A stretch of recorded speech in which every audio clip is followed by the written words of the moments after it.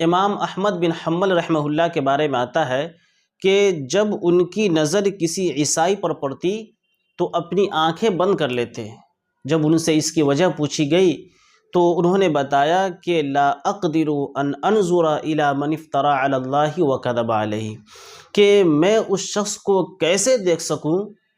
یا کیسے دیکھوں جو اللہ کے متعلق جھوٹ بولتا ہو اور اس پر بہتان تراشی کرتا ہو کہ اللہ کا کوئی بیٹا ہے۔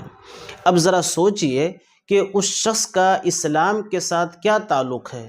جو اللہ کے یہاں بیٹے کی ولادت کا جشن منانے والوں کے ساتھ خوشی خوشی شرکت کرتا ہے اور انہیں مبارکبادی دیتا پھرتا ہے، اور پھر ایسے درباری سرکاری سیاسی ایجنٹ ہمارے کیسے نمائندے ہو سکتے ہیں جو اس طرح کی تقریبات میں شرکت کرتے ہیں اور خوشی خوشی ان کے ساتھ تصویر کشی کرتے ہیں، جبکہ سیدنا عمر رضی اللہ تعالیٰ عنہ